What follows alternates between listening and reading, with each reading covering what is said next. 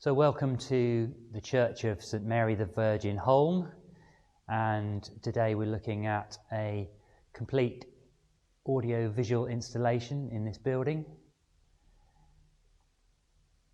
So we fitted a retractable screen and a complete sound system, the speakers being located at high level down the centre of the nave and also high level in the two transepts. We have a subwoofer conveniently located out of sight just down behind the organ, and the system rack is over here containing the streaming system, the sound mixing desk, some inputs and control for the projector, and a hearing loop amplifier. At the rear of the church, we located the projector and the pan tilt zoom camera for streaming. So this church is set on the sides of Dartmoor in a small village, and yet they are fully up to date with modern technology, which I think you'll agree is integrated very well in the church interior.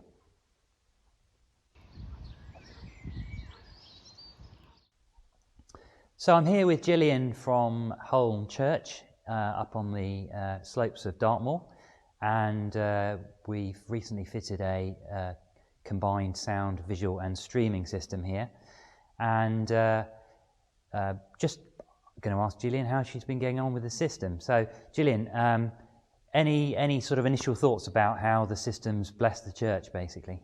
Well, it's been absolutely fantastic. On the very first service that we held after the church had been refurbished, we were able to use every bit of the kit.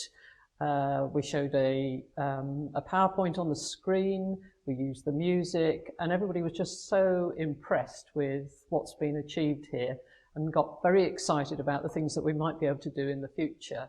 And one of the things that we've been very keen to do in the church is to hold community events. And so last Saturday, the day of the coronation, we were able to screen the coverage from the BBC, invite people in, and the sound quality and the picture quality was just wonderful, and people were just so enthralled and so involved in the service that they really, really enjoyed it.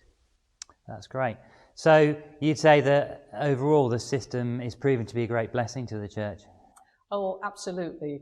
Not just because most of the congregation are a little hard of hearing, so they can now actually hear what's going on. And when we have weddings and funerals, it was always difficult in the past because people at the back couldn't necessarily hear what was being said at the front. And for events such as that, it's really important that people are able to participate and have a good memory to take away of what happened, rather than thinking, well, I missed all of that. Yes. So no, the opportunities and the advantages that it has given us have been absolutely wonderful. And I notice you're standing in front of a rather fine medieval rood screen. Obviously, we've come in and put in all this technology for you. How well do you think the equipment has fitted into the whole sort of church aesthetic? Has there been any positive, any negative comments about that? Well, of course, being a Grade 1 listed building and with all these wonderful features, we had to go through quite a process to make sure that everything was suitable and that met all the requirements of the Church of England in terms of being appropriate for the building. And it's been great because nobody actually notices the equipment itself.